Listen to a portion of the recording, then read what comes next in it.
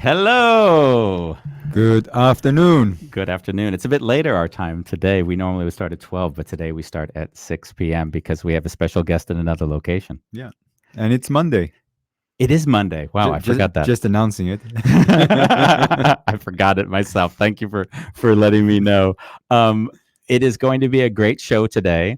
We have Dallisa Hocking that's currently in Las Vegas. She's a fifth generation psychic, a beautiful woman who I had the opportunity to meet firsthand when I was doing the book tour about a year or so ago. And we are going to spend a great hour with her on what is it, Bambos? A wonderful chaos.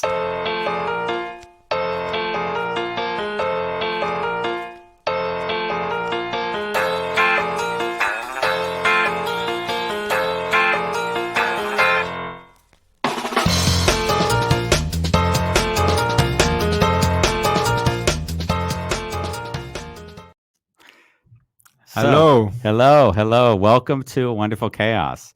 I'm Andy Chaleff. And I'm Charles Bambos Dimitriou. And we are going to be spending an hour together with Dallisa Hocking. Yeah. And just to give some prep to Dallisa, when I was doing the book tour a year and a half ago for the last letter, I sent out the feelers, right? It was the first week. And there's one thing I love doing is taking spontaneous action. Ronnie would call it chumming. I throw blood in the water and I see what fishes show up. And this was one of those moments when I was randomly posting that I would be looking for people that would be open to hosting an event that would welcome people to sit and write a letter to a loved one, of course, with the intention that they might not be there. And very early on, Dallisa was maybe the second or third person who said yes to it. And I don't even remember. I don't know if she remembered because I asked her when I went that she knew how we came together. I think she just saw it. She felt like this feels good. And she wrote me and said, hey, let's do this. Nice. So she was, unfortunately, I only got to spend a few hours together because I drove into Vegas and drove out because Vegas isn't necessarily my favorite town in the world. But we did get to see each other. And there was something beautiful and magical that I so appreciated that when we decided to do the show, it was clear to me that I wanted to have her be someone we would spend some time with. Yeah. And she's a psychic. And I know two psychics now. Is that right? Yeah. Yeah. And the beauty was this, is that just from my nature, I live in this skeptical nature, right? Yeah. My mentor was horrifically skeptical. I mean, he would beat me, like emotionally beat me if I did not take whatever I was coming from, a understanding of what it was. It has to be explainable. Like you have to be able to explain. If you can't explain it, don't talk about it. And what I started to see, especially after his passing, was that in trusting my intuition, I was becoming far more aware. There's things that I understand and I can't necessarily make sense of. And I started to say, well, the more I trust this, the more I see that things make a lot more sense. And the more I see, my clients will often say, Andy, we thought you were crazy because you were anticipating things that were going to happen that there's no way you could know. And I'd say, yeah, but it seemed obvious to me just based on the sensibility. Yeah. And that is where I'd love to bring Dallisa in, because for me, the inquiry, the thing that gets me very excited is that when you start to hone the intuition, and she'll take it, of course, to another level, then we'll discuss with her a little bit, where does the intuition move into other abilities, the psychic abilities and the median, which I don't even have a distinguisher for at the moment, which I'm sure we'll get into when we have her on. Let's do it. But before we do that, I would love to play a short clip from Dallisa, which you haven't seen yet. And then we'll jump right in just to sort of give you an intro. This is an intro to Dallisa and her work, right? We'll play it immediately. Oh, sorry, I'm on the wrong screen. It all looks so good.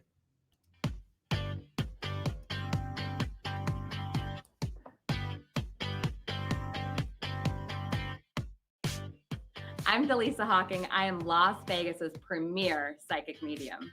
It's never a dull moment in my world.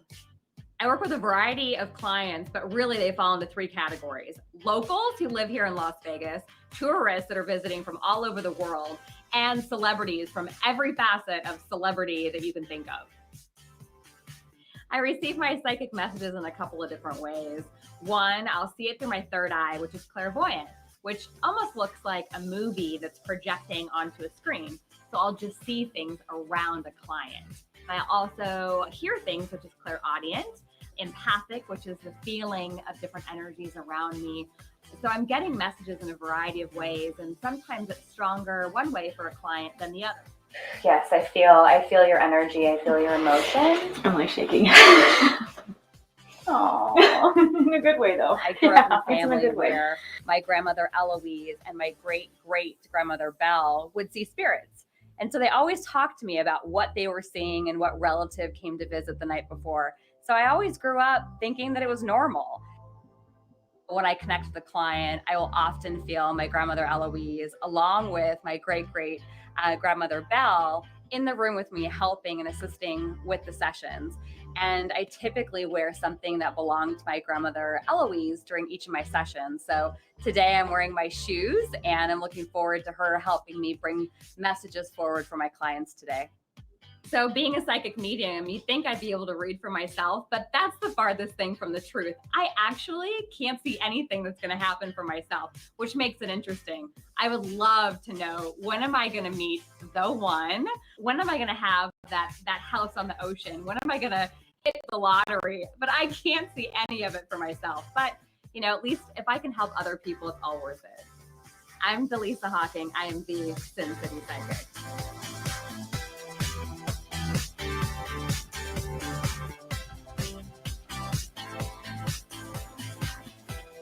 I think she's got about as nice a jingle as we've got going. I can beat my head to both of these things. Yeah. Oh, I think we have to turn off this thing. Otherwise, we'll get another video, which is always a pain when you're, doing these systems. Let me Just cancel. I'll skip what. Oh, here we are. So, without further ado, it would be great to invite Dallisa on the show. Let's do it. Hello. Welcome to Dallisa Hocking. Hello. Hi. Hey, Dallisa. I tried to just do like an impromptu ponytail. Now I realize that my hair is all screwed up. So we're just going to roll with it. I think it looks great. Are you wearing something now from your great grandmother or grandmother? Oh, you know what? The shirt I got when I was on a trip with her. And the shirt brand is actually called Dallisa. And so Really? it's like, oh, perfect. I'll wear that today. But yeah, we used to vacation a lot together. So my grandmother and I would go on a lot of cruises. I'd love that. Nice. When my dad died, I basically went into his closet and I took all of his clothes. And like my wife goes crazy because she's like, when are you going to get rid of that stuff? So yeah, I love that and I always say I feel close to him whenever I'm wearing it. And that shut her down really quick. Yeah, I have a closet full of my grandmother's clothes. Oh, really? Yeah, I do. Oh, that's beautiful. So thank you again for coming. It would be great. You'll see down below, we've already put the link to your page on Facebook, Spirit and Spark. That was the building I went to when I visited you for the session, which I loved, of course. There was also a really beautiful thing that, just to share aside, was that when I went, you were one of the few locations that actually asked people to pay, right? Asked people for some monetary compensation. And when I left, it was this beautiful moment. I was like, no, I actually just, you can keep it. And she was really like in this beautiful way, like this beautiful relationship with money, said, no, Andy, I really want you to have half of this, just in recognition of what this has meant to both of us. So in a weird way, it's not often when I get to meet people that have kind of what I would call a cleaner relationship with money, in the sense that they actually see it almost as a form of gratitude and appreciation, and without the baggage of you owe or we owe. When I received it from you, I felt really, as how I experience money, is I was receiving love from you and not money. And in that way, I mean, I get emotional just feeling it. But so thank you for giving me that experience in return.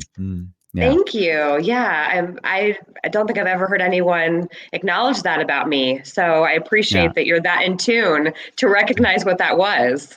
Yeah. I felt it very deeply. And like I said, you were the only person, and not that the other ones weren't. I went in with saying this is all without charge, but the way you gave it was so beautiful that I immediately felt grounded in the receiving of it.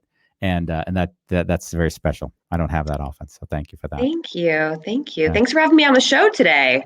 Yeah, I've got a lot of questions. I don't know about you, Bambos, but I also have questions. Great. I'm ready.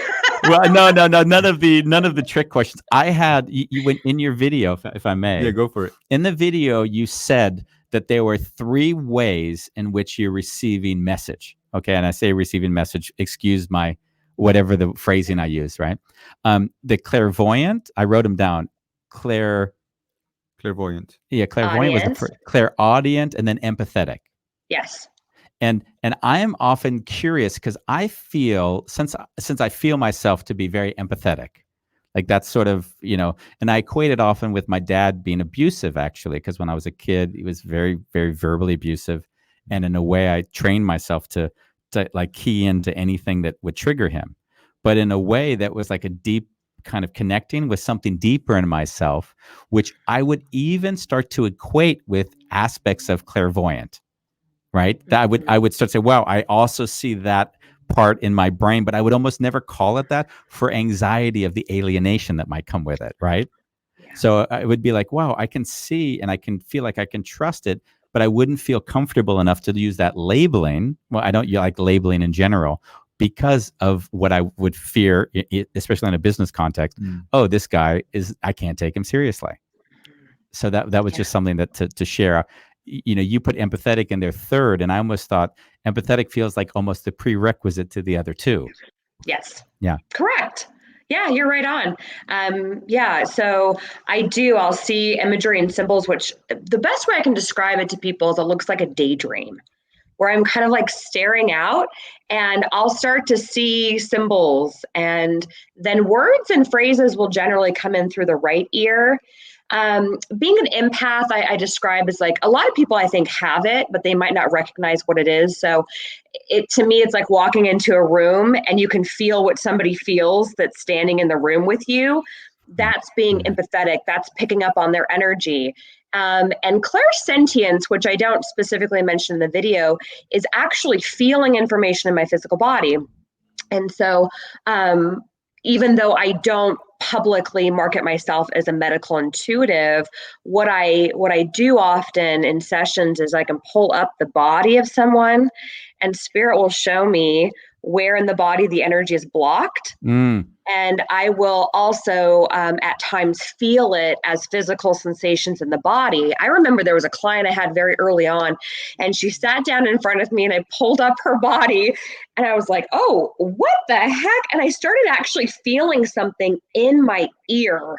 And I'm describing this to her and she says, I have a tumor in my ear. I was like, oh, so I can feel sometimes very specific things that are showing up in my body as a way to be a messenger for the person I'm working with. And that would be, how would you phrase that? Clairsentient. Clairsentient is feeling it in your body. Medical intuitive would be, something that some people like label themselves out to describe what it is that they're doing. But I always warn people, I'm not a doctor. I don't prescribe, I don't diagnose, but I can certainly see where things are showing up. Yeah. I realized there was a woman who was doing a course in Northern California, and she did something that was quite similar to where she was doing the coursework where all the participants would sort of be observant of the other body and feel into where they saw the hold, right, where the person was holding. And what freaked me out was that as I was allowing that sensibility to arise in me, I was seeing it and not knowing, like, how can I see this thing that was always there that is now apparently obvious? Yeah. But when you tune in and you're like, okay, fine, I'll work with it. It's amazing what shows up, because I think anybody can do what I do. I think because I'm 5th generation, I grew up in a family that fostered it and believed it, and we talked openly about it. I think it's why I'm where I'm at right now. But I believe that with the right tools and training and openness, I think anybody can access the information. Yeah. Like, how was it being you then when you were small?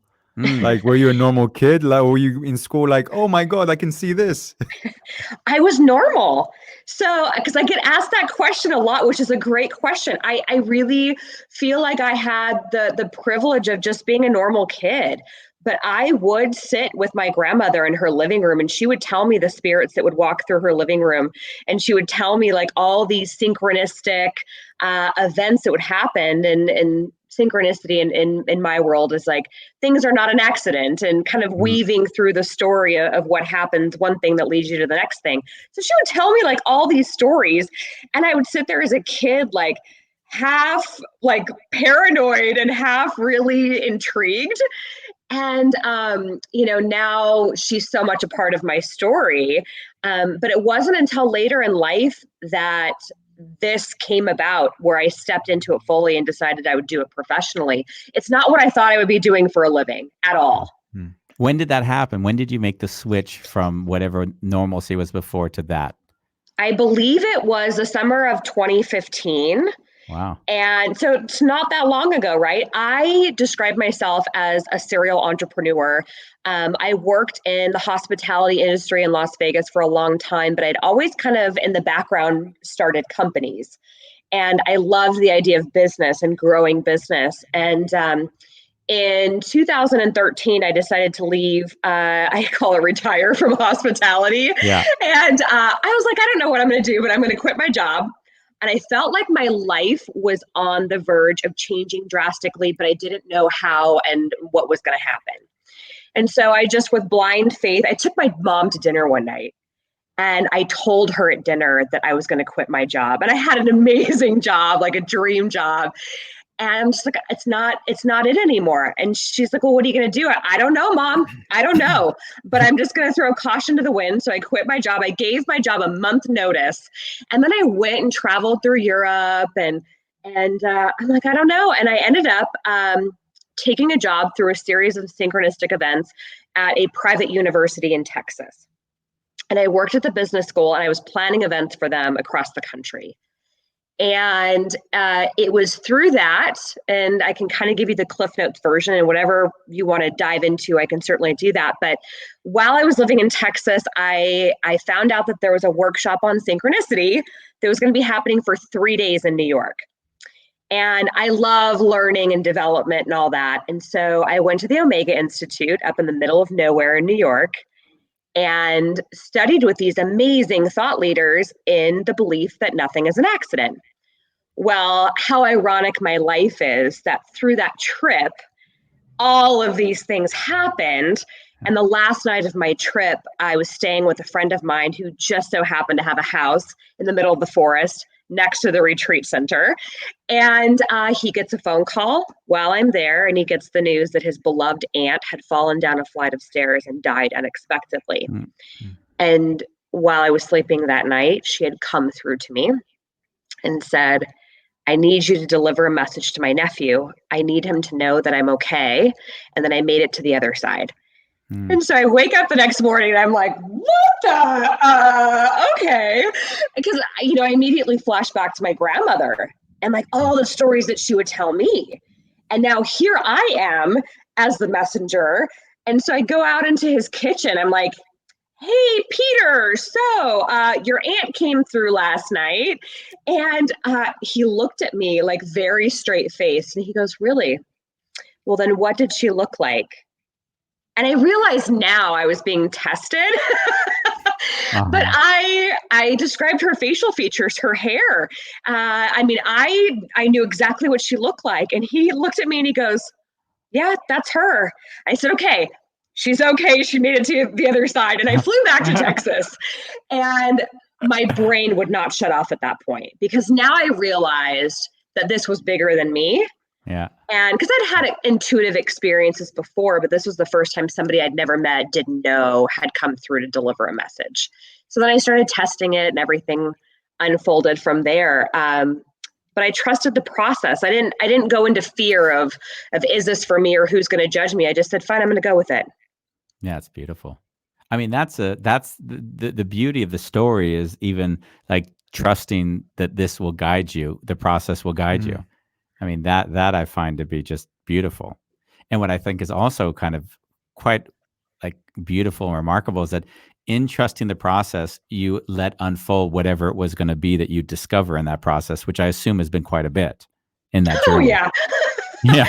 I mean, the amount of growth I've had in the last 5 years, professionally and personally, has been probably the biggest growth spurt I've ever been through in my entire life. And I think as I even try to project into the future, I don't know if I'll go through another 5-year period like this, because my entire life changed. Everything about me changed.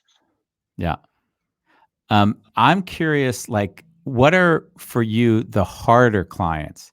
Like, what are the harder situations that you're confronted with in this work? I think people tell me more than they tell their therapists.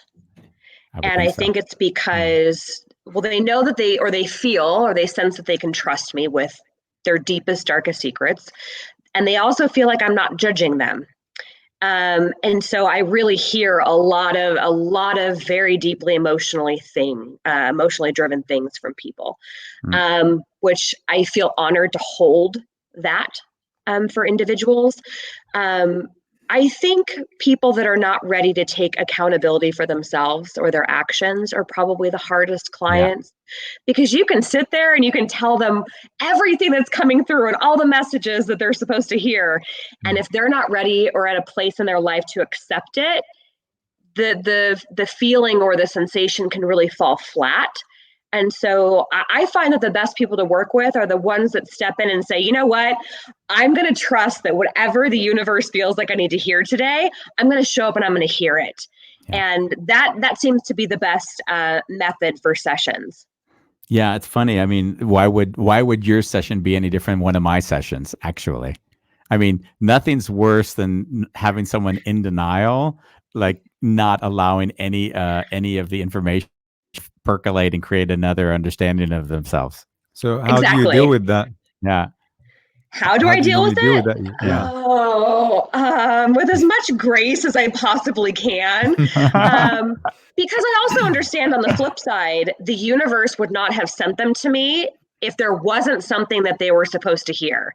And so I really try to release any expectations of how it's going to be received or what they're going to do with it moving forward.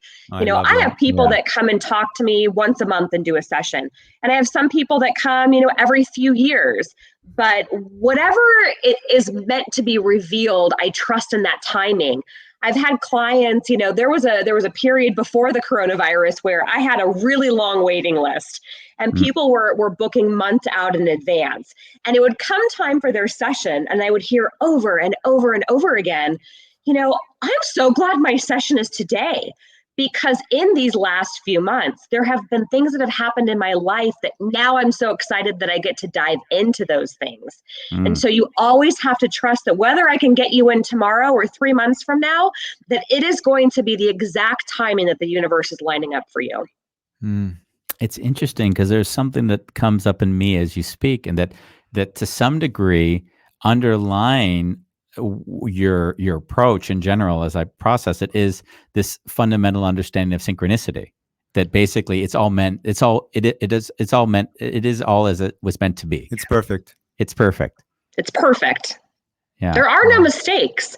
And I look at your life, each individual life is a piece of music, and I kind of think of it like an orchestra, right? So everyone's playing their instruments and all these different people have different roles they're playing in your life, but you have these really like high notes and sometimes you have really low notes.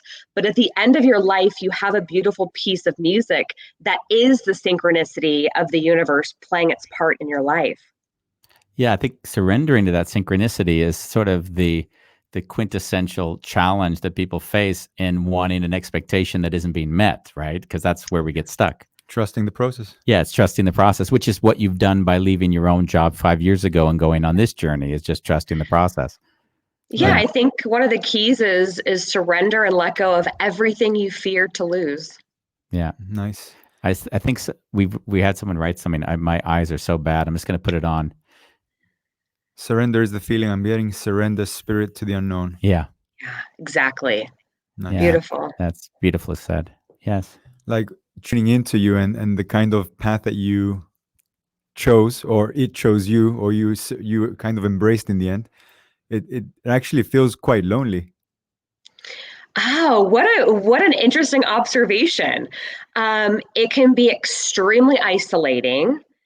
And I remember at first, I was slightly hesitant of even telling people that I was doing this as a job because of what people were going to think. But through the years and through this process, you have to really stand confidently and know your worth. And so I had a lot of work I had to do on self-worth and knowing that it was okay for me to play this role for people and to step into this gift fully. But there are more and more people I think that are understanding spirituality and psychic abilities and energy. So I don't feel as alone as I did in the beginning, but I would say the first couple of years were extremely isolating and lonesome. Yeah, you have to trust something that in some ways, if you say I'm a medical doctor, then everyone automatically knows what you had to do to get there. Yeah. So now I have to convince somebody that I'm skilled in reading energy. That isn't gonna land with a lot of people for sure. Right. I do think, though, interestingly, with where we're at right now with the coronavirus and people being in isolation and having to look at their own stuff, I think this is going to create an opportunity for an awakening in more people, because a lot of folks right now are in fear or they're in scarcity mindset and they don't know where their next $5 or euro are going to come from. They're just like, I don't know. And so they're sitting at home, also faced with maybe living with people that they haven't spent this much time with. And now they're realizing, do I even want to be with this person? Yeah, is this the right fit for me? So a huge opportunity for awakening is standing in front of a lot of people right now. Yeah, without a doubt. Yeah, hopefully. Yeah, hopefully everyone has Hopefully. the opportunity. You can only synchronicity can give it to you, but that doesn't mean you're going to take it. We had a message. Yeah. From Lucas. What about death? Is that a synchronicity? Yeah. Ooh, interesting. So I love to think about free will versus destiny. How much of it is pre-plotted and pre-planned before you're born, and how much of it is kind of like this wiggle room to kind of get you to where you want to be, right? So with death specifically, how I've kind of interpreted it in my mind is that each of us has created almost a blueprint of these plot points of your life, of this lifetime, and death included. And from what I've learned and studied, it feels like there are a few different points in your lifetime that you plot as a potential exit point. And so like you will often hear of people saying, that was a close call. I can't believe I made it out of there. Or they're faced with an illness or things of that nature. And I think it's up to the soul of that person to decide, are they going to take that exit point or are they going to continue forward? I've studied near-death experiences for a long time. I had the privilege of studying with Dr. Raymond Moody, who's one of the world's leading experts on near-death experiences, and a lot of similarities emerge from that. And people that go to the other side and they say, I had to go through this life review, or my grandparents were standing there, or a dog I had 30 years ago was there. But there's a lot of similarities. But I think at the end of the day, we're on Earth School to learn and to grow and to evolve. And when we decide, I think it's a decision between us and the universe of when we're going to take that exit, kind of like an off-way ramp of a freeway. Like, oh, you know what? I think I'm just going to go ahead and go. But I do think there are a few options for that in each lifetime.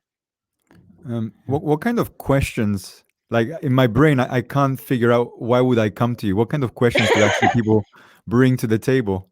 Oh God. I mean, I have heard everything, I think, at this point, but the moment I say that, I'm going to be like getting a client next week that's going to have a bunch of wild questions. I've had everything from, am I going to win the lottery? And they were very straight-faced.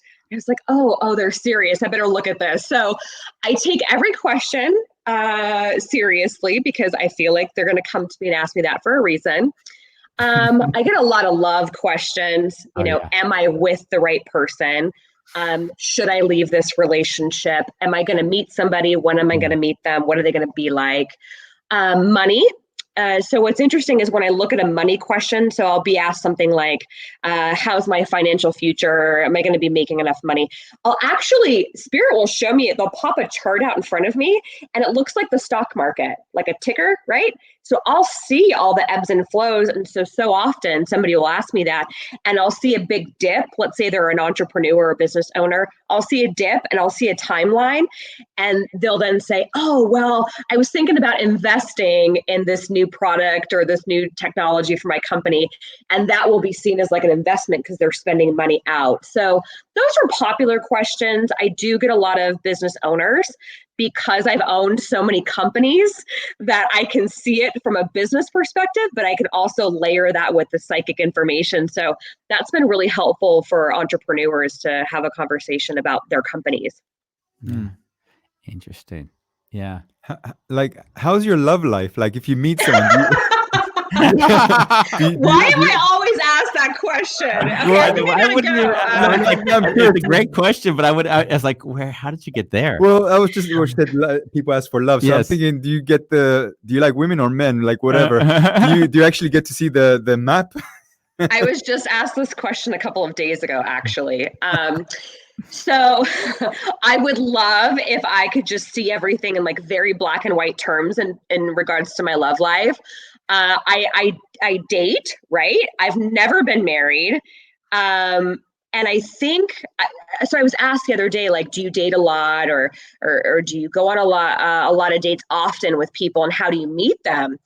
And my problem has been, like, I'll open up, let's say, a dating app, and I'll scroll through, and I can literally look at someone's photo and know if there's any hope for anything good, that would go the distance. So I don't go on a lot of dates because I know that it's not going to like really work out.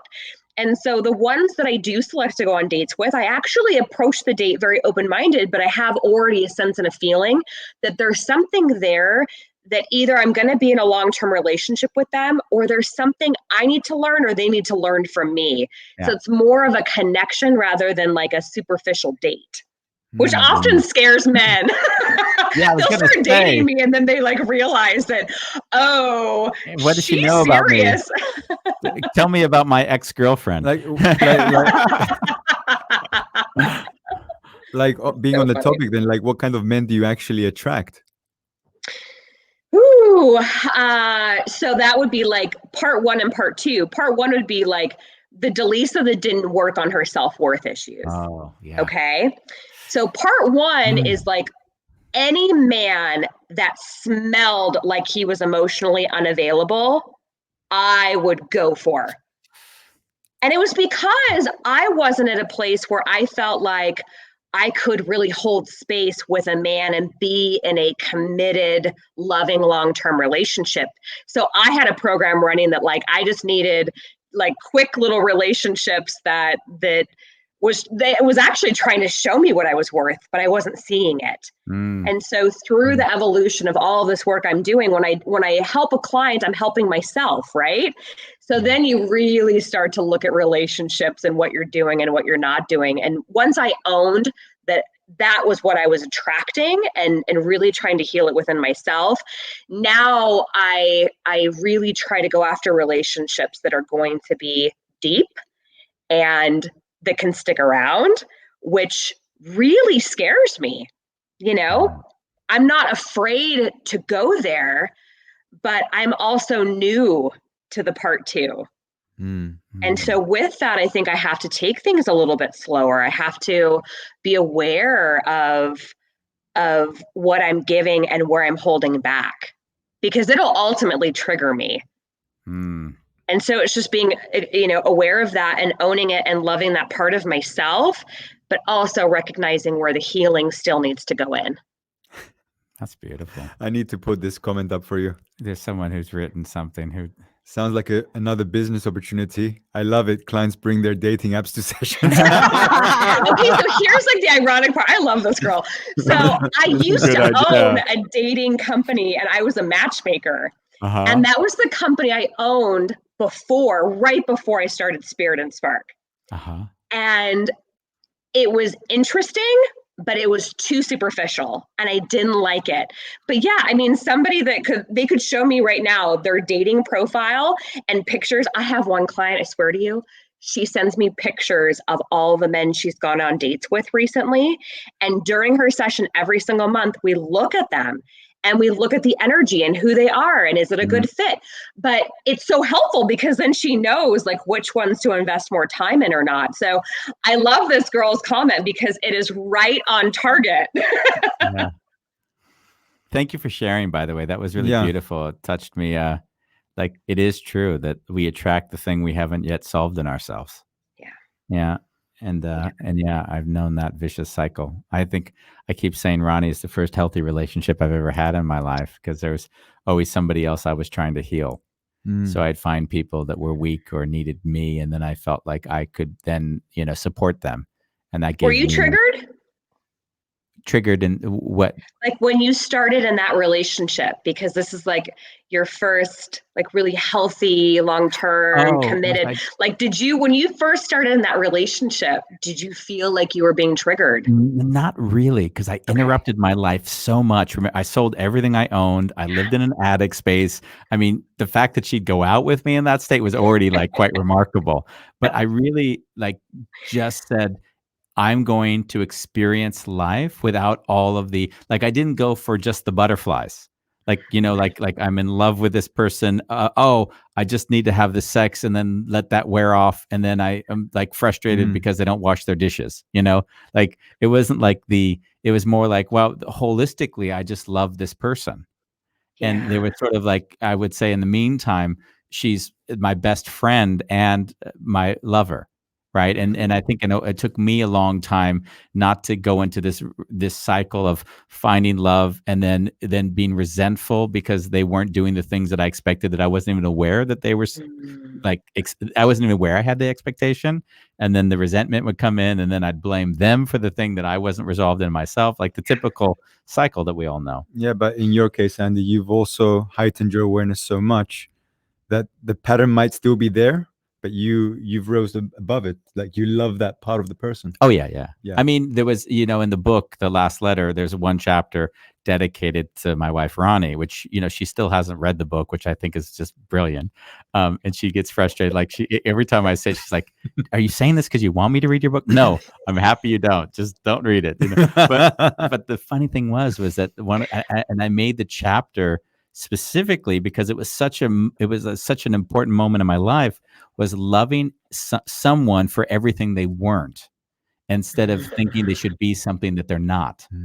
And that moment changed my life forever, because in a way I said, either I love you for everything you're not, or I leave you, because it'll never work out anyways. Like this guy fucking inspires me. Yeah. That's why I asked you the question. I was like, I want to learn.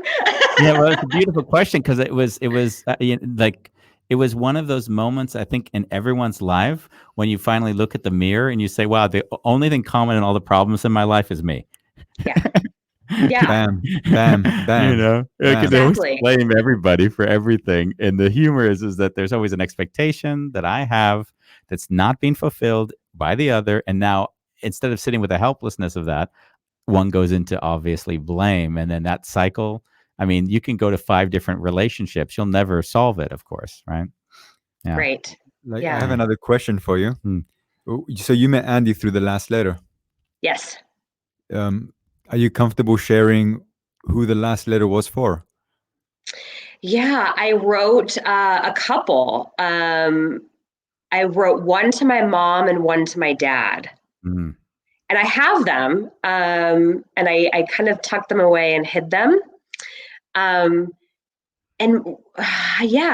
I felt, this is going to sound a little bit morbid, but I tucked them away, and I felt like, you know what, I'm going to stick these somewhere that if anything ever happened to me, that someone would be able to find them if they were going through my things.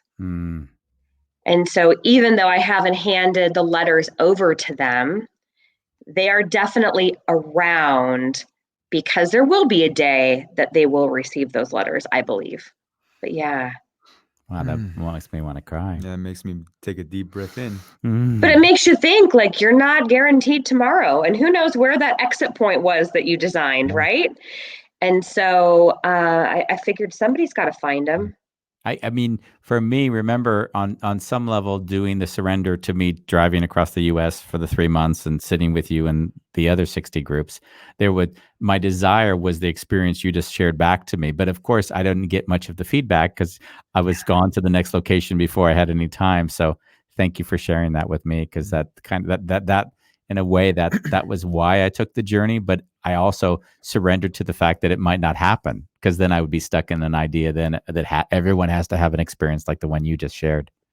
Yeah, it was powerful. I remember it. I remember sitting in that room in that circle with my paper and my pen and going, all right, who's it going to be? Who am I going to write the letter to? And what in the world do I really want to say? It opened you up. I think a lot of people, I'm glad that you had all those groups and those people, but I do think that there's a percentage out there that they wouldn't want to even try it because of the emotions and vulnerability that it would bring up. But what an amazing growth opportunity if you take it and you do it. Yeah, imagine doing that 60 times over a 3-month period. It took me a year to recover after it. It was exhausting. I didn't realize that was too much. Yeah. I read the book 8 times. Yeah, 8 times? The next book, is coming out, right? I didn't know, but what was so funny is right before we started and got on today, I heard Andy's writing another book and he's going to go do public speaking about it. And so I don't know what you're writing about in the second book or where you're going to be going, but they showed me, like in like movie scenes where there's like an author at a bookstore and they're standing there and they're reading and there's people at the bookstore or library like sitting there. That's the vision that they showed me with it. So I hope you're not anticipating just staying at home with the second book. I had a vision of where it might go. It's called The Wounded Healer, and it's exactly about the journey. So it's the 3-month journey. I just basically spoke it into a voice recorder, and then I rewrote it and then edited it down. So that you unfortunately weren't in it because we only got to spend about 2 hours together. You're in the first chapter because I said I went and visited a psychic area just because it sounded more flavorful. That added color to the whole experience. Thanks. Have you thought about doing a documentary around this? Because they just showed me my symbol for a documentary.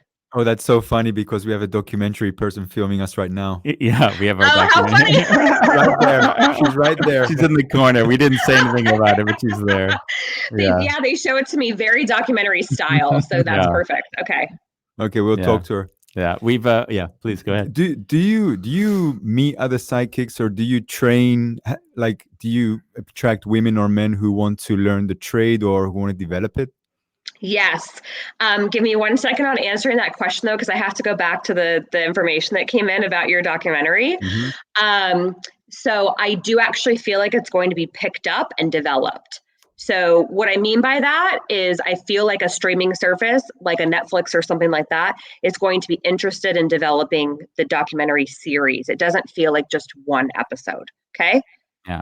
All right, so I'm going to go back. I spoke to my the publicist in California who said we've got to pitch this down to Netflix to make sure they do the series on it. So it could very well. All right, well, you're on the right track. Wow. I love that. Okay. So back to your question. I get people that want to develop it. And so I have online certification classes that they can take. It's all video based, and then I review all their homework and everything. So I do. And I find that there's an increase of people that are interested in being a healer or a psychic, and they want to know, like, how do I get from here to there? How do I activate that kind of career? And so I do think personal development classes, whether it's through me or other reputable companies that are in the spiritual space, I would recommend them. It's a good way of practicing. I've got an interesting question that rises when you say that, which is like, there's going to be people who are like not channeling clean energy, right? Like I've seen it in my life in all trades, right? It's like if you haven't worked out your own shit, and now you're trying to go and heal another, like that bleeds into everything. So how do you distinguish when you're like in the session or coaching or like bringing up a trainer when they're like wanting to see things and not coming from a channeling sort of state of being? It's a great question because I've seen it over and over and over again. There are so many healers or intuitives that haven't dealt with their own stuff, and it does like the purer the vessel or conduit you are for information, the cleaner your messages to other people are. But if you have a filter that is something heavy or something negative, that's going to infiltrate into every message that you're giving to clients. So I think it's really important to vet whoever it is that somebody's going to work with. But most people have stuff that they're working through, right?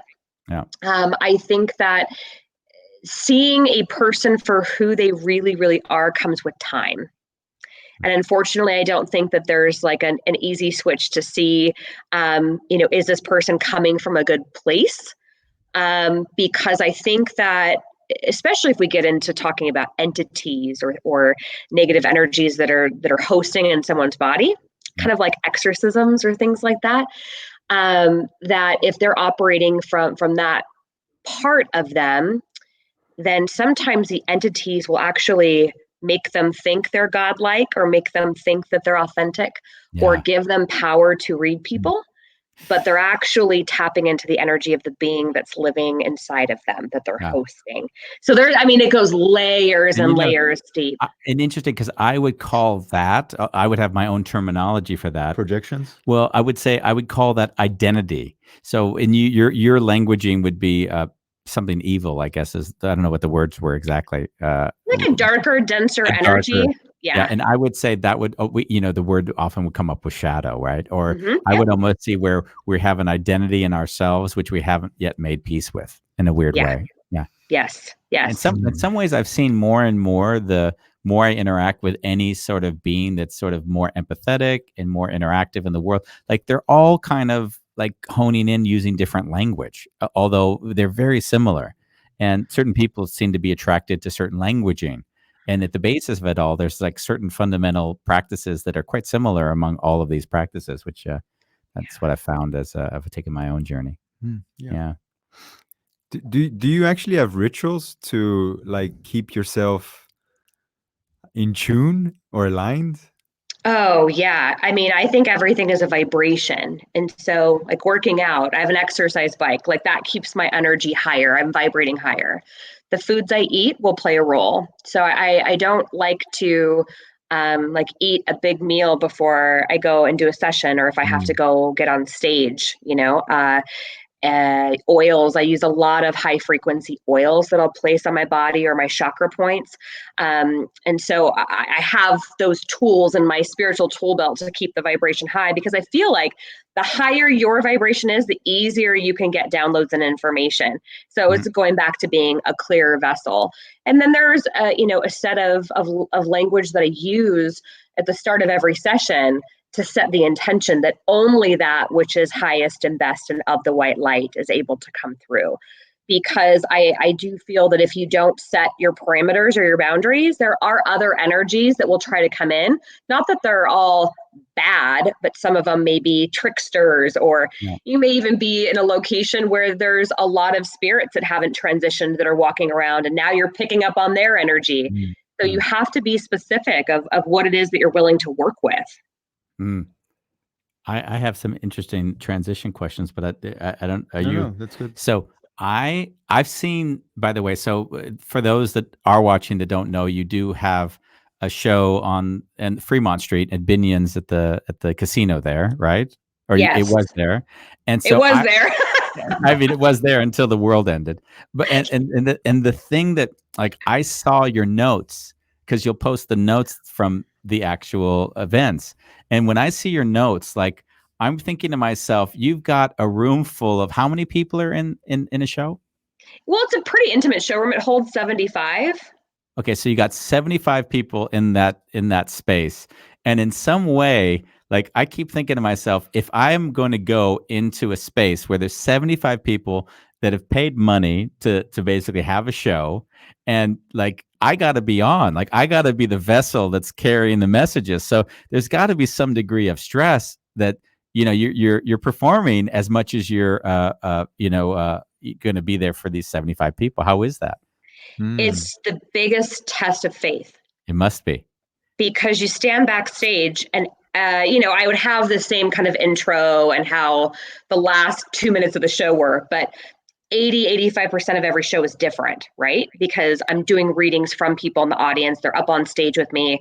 I don't know what they're going to ask. It's all picked out of a fishbowl, their number. Wow. So it's all different every single time. So backstage, I would stand there and just remind myself, like, go in, have absolute faith. They put you here for a reason. So I wasn't fearful, and I never got worried about the messages coming through, because I knew that they wouldn't have put me there in that theater going out on stage in front of those people if that's not what was supposed to be. So it was really a lesson in releasing and letting go, surrendering of everything. Yeah, I've got to tell you, your respect for me just jumped up like several levels. To think that you're going into, it's a 90-minute show, right? Yeah. It's a 90-minute show, 75 people coming in with an expectation of which you don't necessarily know if you can fulfill whatever those 70. So if I'm like a magician, like basically I know what I'm going to get when I show up, right? If I'm David Copperfield, I'm like, hey, I've got magic, buy the magic. You're coming in like, hey, if I'm pull out of the fishbowl and I'm not getting whatever the thing I was expecting, basically it's a high, you're inviting a lot of other people's baggage, quite honestly, even into your life with the expectations they might have. So. Oh yeah, it ran the gamut for sure. But it did. It taught me a lot about myself and what I was capable of. And if I can get up there and do that 90-minute show, I had 4 shows a week. And if I can get up there and do that, like, you can put me in front of anybody. Yeah, that's what I was thinking. I was going to say, if you put yourself in such a situation and allow yourself to surrender to that, that's kudos to you. That's just absolutely amazing. It was fun. Yeah. Yeah. Oh, and I see we got a comment from Stacy. That's nice. Thanks, Stacy. Yeah. One more comment from Aurora, who asks, what do you think about ancestral healing connections? For example, Holocaust and Native Americans, etc. It's a great question. I do feel like ancestors can pass on their energy. And I've seen it within clients where usually I will see it like a generation back. So if it's or 2 generations back. So a client, if it's a mom or a dad or a grandparent, and the person has never been able to identify why they have this fear of scarcity, or why do they not feel like they can be safe when they go out in public. And I'll look at their energy and I'm like, it's not even yours. Like, that's something your grandfather didn't heal. And so then you can go back energetically and basically untangle and cut the cords between them and that healing that didn't happen with a family member. And so, yeah, I've seen it actually quite often, that it's not even their own stuff that they're trying to deal with. Yeah, I mean, how would you? Because to some degree, there would be, just by the fact you were raised in a family of scarcity, right? It would be. It doesn't even necessarily need to be ancestral. When we're talking here to the Holocaust, we might be talking 2 or 3 generations back, right? So this is really with individuals we haven't had contact with. Right. Yeah. And it's kind of a collective consciousness. And so when a group of people go through something and experience something that is traumatic on so many levels, I feel that energy spreads. And so whoever it was that went through whatever experience they went through, it affects the people around them, which then affects the families around them. So I feel like it just keeps spreading until the center of that consciousness can be healed. Yeah. Like hearing you speak, we had a hypnotherapist a while back ago, and the way you speak about going back and healing something, it really resonated with what she was saying. But beautiful to see, to hear it in this way also. Thank you. Yeah, I feel that everything's got a root. Yeah. And so if you can find the point and find the root and heal that, then it can spread. I've even done sessions with clients where I will be shown that their mom was not happy about being pregnant. And so I can go into the womb with my client as they are growing and heal the energy of them, heal the energy of the mom, so that now the client who's fully grown can feel like they were wanted or they are wanted. So just finding and identifying that root is important. Yeah. Yeah. We have another comment from Aurora. It's funny you said grandfather because my family went through the Holocaust in World War II. My family kept some secrets hidden for centuries. Yeah. Yeah. Grandfather energy kept coming in with that example. So I'm not surprised that that's why they were showing me a grandfather when I was talking. Secrets in any family are part of that root system. And recognizing and remembering that people can really only meet you where they're at on their own journey. Yep. And even if it's a secret or something that somebody did that you are trying to come to terms with, I think forgiveness is a huge healer. Even if you never knew the person or you never spent time with them, but just in your own mind and in meditation, sending them thoughts of love and forgiveness can often pull that root out. Yeah. Beautiful. Yeah, there was in the new book that's coming out, since I was writing letters while you were writing letters, like one of the letters I wrote was to the woman that killed my mom, right? In the drunk driving accident, just to sort of let her know that she was loved, and that I didn't even want to use the word forgiven, because in a way forgiven would have then implied that she had actually done something wrong, and then I have to go from there. So I actually wanted to create the space to say, you actually, it was all just as it was meant to be. Oof, chills. Yeah. Wow. Beautiful, Andy. Yeah, it's in some ways we don't look at the world in compassion, and then when we don't look at it in compassion, then we reflect back the things that we want to project as evil and bad. And I did it for years because, as I mentioned, my dad being who he was, and it took me years to see that he loved me so much that he actually behaved like a tyrant. So there was I was lucky enough to have gotten to tell him that I could see him for even his flaws, which is really, really great. Yeah. What a gift. Yeah. Yeah, for both of us, of course. Yeah. We've got, I believe, only about 4 more minutes with you till we come up on the hour. I always like to ask, if we come to this point, if there's things you'd like to share that we haven't asked you, or things that would be interesting for people listening to know about you, the show. Yeah, I mean, I'm definitely staying open to what the universe presents. I feel like the more I swim with the current rather than fight against it, the bigger the opportunities will come. I'm excited for what the future is bringing, and I hope that anybody that's watching this today feels like they're inspired in some way, maybe to see their life a little bit differently, or encouraged to change their perception of what they are seeing in the world around them or what they're feeling in themselves. And a breakdown is your pathway to a breakthrough. And so no matter what you're feeling today, it's not going to be that way forever. And I just encourage you to put one foot in front of the other and keep going. We don't necessarily know what tomorrow is going to bring, but that's part of the mystery and the magic of being alive. And so just do your best to stay present, meditate, go outside, be around people that you love, be around people that challenge you, because those are the people that are going to wake you up the most. Yeah. When you said that, I was thinking, a lot of people in parts of the world can't go out. Yeah. Yet.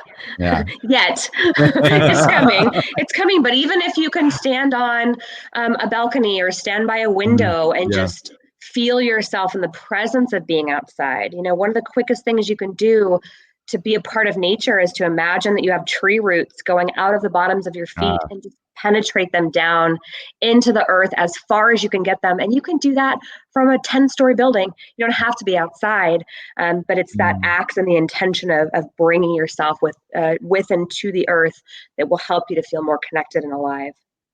Yeah, I feel, even just because of my empathetic state, just hearing you say it, I already just felt myself go to a very grounded space just now. It's like whatever block someone might have when I hear you speak, it feels like in your body, like there's no limitation, almost. I feel like I've got to be somewhat of an example of what's possible, because I do feel like my life chose me in what I'm doing. Although part of that is also a soul contract I agreed to uphold, right? But yeah, hopefully I can reach more people in the coming year and get in front of more groups and see where it takes me. Hopefully as a conduit for motivation and inspiration. Wow. Wonderful. I'd like to have her back. I'd like to have you You back. can have me back. We'll do this again, and I'll fix I would my do the same. ponytail next time. I think we should do. I saw you fiddling with the cards. I thought it would be fun to actually have that be part of our thing. I didn't know if we were going to get to it, but I thought if Bambos saw it for sure, he was going to say, "Please pick one for Andy." Yeah, we can pick a couple of quick cards, and then we can post them probably afterwards if your video is going to run out. But next time, you can always have viewers tune in, and I can pick a card for people that tune in. Oh wow, that'd be fun. That would be fun. Yeah. So Andy, you got peace, and that's so funny because right before we came on, your card that I pulled for you was peace. Wow. And it's Archangel Shamuel, and it says peace comes from remembering that only love is real. Wow. And so that's a good card for you. I'm not going to leave you out. You go by Bam or Bambos? Bambos. I think I'm the only one that's ever called him that on the show. I never even called him that before we started. I just thought it was nice. Your card is all as well. It's Archangel Jeremiel. Everything is happening exactly as it's supposed to. With hidden blessings, you will soon understand. Wow. Yeah, trusting the process. Yeah, we're very exactly, and getting that documentary made. Right now. It's very suitable for where we both are right now. Yeah. Yes. So thank you very much for joining. It was great. Thank you. Yeah. Big hug. We send you a virtual Yay, hug. Big hug. Bug free. Till next time. Yeah. Until next time, we'll do it again soon. I hope so. Bye. Thank you. Bye. Bye. Thank you. We're gone. Thank you.